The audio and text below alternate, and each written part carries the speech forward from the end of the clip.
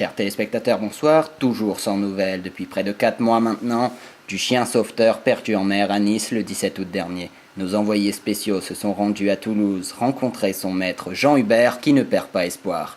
Un reportage de Jean Philibert et Jean-Patrick. 15 décembre 2013, c'est à Toulouse en Haute-Garonne que nous rencontrons Jean Hubert, jeune sauveteur en mer à la recherche de son chien, collègue de travail et ami avant tout. Perdu à Nice en août dernier. Oui, cette intervention à Nice est sans doute mon pire souvenir dans le métier. Parce que Rocco était certes avant tout un coéquipier plus qu'efficace sur le terrain, mais c'était avant tout un ami, il faisait partie de la famille. Et cette disparition, je l'aperçois comme une déchirure. C'est ça, il n'y a pas d'autre mot, c'est une déchirure et ça fait un mal de chien.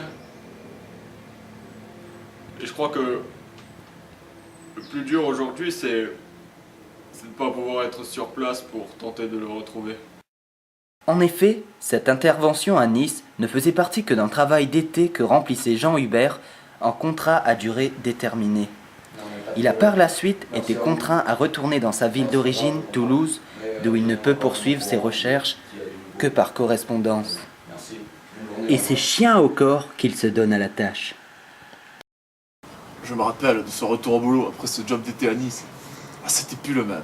Il avait le regard sombre, cerné de noir. La mine maussade.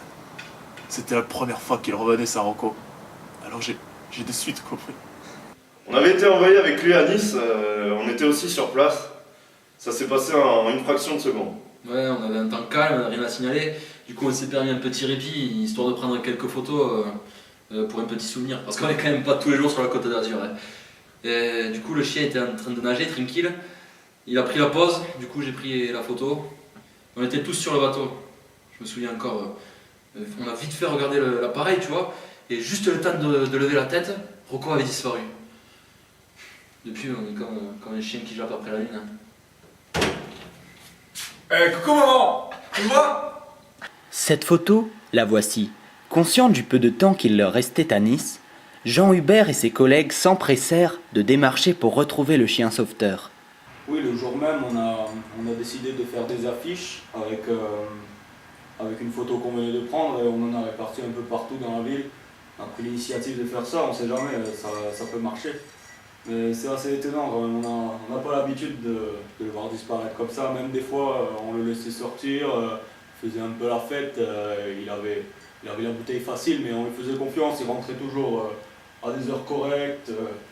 On n'a jamais eu à se plaindre du petit. Après, je perds pas espoir.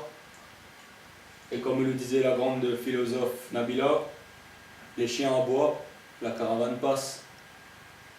C'est aujourd'hui sur la population niçoise que le sauveteur peut compter pour retrouver son chien. Les sponsors officiels de l'équipe de sauvetage promettent par ailleurs des récompenses alléchantes et non négligeables.